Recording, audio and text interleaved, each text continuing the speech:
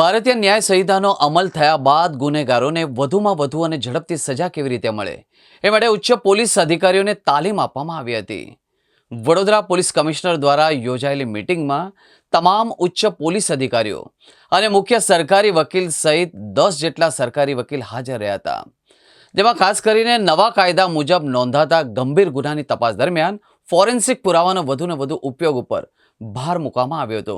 આ ઉપરાંત વોરંટ અને સમન્સની ઓનલાઈન બજવણી કરવા માટે પણ માહિતી આપવામાં આવી હતી। પોલીસ કમિશનરે પણ નવા કાયદાની તપાસ અને સમય મર્યાદા જેવા મુદ્દે જરૂરી માર્ગદર્શન આપ્યું હતું। પોલીસ, પ્રોસિક્યુશન, ફોરેન્સિક વિભાગ ને જ્યુડિશરી અને કરેક્શનલ સર્વિસીસ એમ પાંચે પાંચ જે ક્રિમિનલ જસ્ટિસ સિસ્ટમના ઓર્ગન્સ છે તમામ સક્રિય બનીને કાયદાની ઇમ્પ્લિમેન્ટેશન માટે કાર્યરત છે। આના ભાગરૂપે પોલીસ ઇન્વેસ્ટિગેટિંગ એજન્સી તરીકે કેટલાક ટેકનોલોજીના ઉપયોગ, એડિશનલ ઇન્સ્ટિટ્યુશનલ અરેન્જમેન્ટને નવા કાર્યપદ્ધતિને અપનાવીને રિવાઇઝડ રિસ્ટ્રક્ચર્ડ ક્રિમિનલ જસ્ટિસ સિસ્ટમમાં પોતાના રોલ અદા કરવા માટે સક્રિય બની છે। તો આપણે ટેકનોલોજીના મહત્વનો ઉપયોગ કરવાના હેતુથી આપણે ક્રાઇમ સીનની વિડીયોગ્રાફી, ફોટોગ્રાફી માટે ઈ સાક્ષ્ય એપ્લિકેશનનું,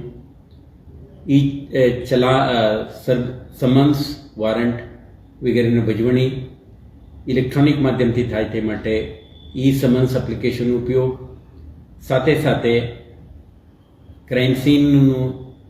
વિઝિટ અને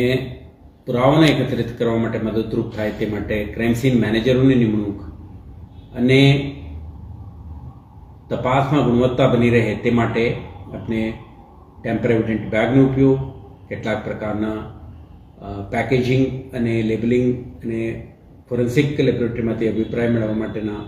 જુદા જુદા પ્રકારના ઇન્વેસ્ટિગેશન ટૂલ કિટ્સ, આ બધું અપનાવીને પોલીસ ઇન્વેસ્ટિગેશનની ગુણવત્તા વધારવા માટેનું પ્રયાસો કરી રહ્યા છે। પરંતુ જ્યારે કાયદા ઈચ્છે છે ઝડપથી તપાસ થાય, ગુણવત્તા બની રહે ને સાથે સાથે સ્પીડી ટ્રાયલ પણ હાથ ધરવામાં આવે, આ માટે આપણે પ્રોસિક્યુશન અને પોલીસ વચ્ચે સંકલન બની રહે તે જરૂરી છે। ગઈકાલે આપણે district government pleader, senior public પ્રોસિક્યુટરો, અસિસ્ટન્ટ પબ્લિક પ્રોસિક્યુટરો આખા ટીમ સાથે police, additional CP, DCP, ACP અને થાણા અમલદાર સુધીના તમામ અધિકારીઓ એક સંકલન બેઠકનું આયોજન કરી આ મુદ્દાઓ અંગે વિસ્તૃત ચર્ચાઓ કરી છે। આપણે એક તો પોલીસ દ્વારા જે નવા કાર્યપદ્ધતિ અને ટેકનોલોજીનો ઉપયોગ થાય છે આના અંગે એમને જાણકારી આપી છે। ફોરેન્સિક ક્રાઇમ સીન મેનેજરો એમના રોલ એન્ડ રિસ્પોન્સિબિલિટી માટે આપણે શું નવા વ્યવસ્થા ગોઠવી છે આના વિગત પણ આપી છે। સાથે સાથે 1/7/2024થી અત્યાર સુધી દાખલ થયેલા કેસોમાં સમયસર ચાર્જશીટ આપણે કરી છે, આમાં ઝડપથી ટ્રાયલ પ્રોસિડિંગ પણ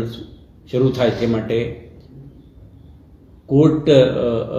સાથે સંકલન કરીને આગળ વધારવામાં આવે તે અંગે વકીલશ્રીઓને પણ આપણે જાણકારી આપી છે। સાથે સાથે આપણે દરેક પોલીસ સ્ટેશન દીઠ ખૂનની કોશિશ અને બળાત્કાર જેવા ગંભીર પ્રકારના ગુનાઓને આઈડેન્ટિફાઈ કરીને આપણે આ વર્ષની સમયગાળામાં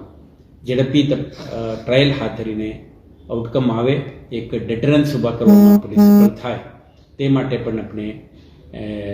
કાર્યરત થઈને એમના સાથ સહકારની આપણે માંગણી કરી છે। તો આખા પ્રયાસ પોલીસ અને પબ્લિક પ્રોસિક્યુટર્સ એટલે ડાયરેક્ટરેટ ઓફ પ્રોસિક્યુશન વચ્ચે સરસ સંકલન બની રહે, એક ઝડપી, પારદર્શક, ગુણવત્તાવાળી તપાસ અને ટ્રાયલ પણ ચાલે અને આરોપીઓને સજા કરવામાં ઝડપી લીગલ એક્શન થાય તે માટે આ એક પ્રયાસ છે અને વિશ્વાસ છે કે આ એફર્ટથી પોલીસ અને પ્રોસિક્યુટર વચ્ચેના સંકલન વધશે અને બહેતર આઉટકમ આવશે।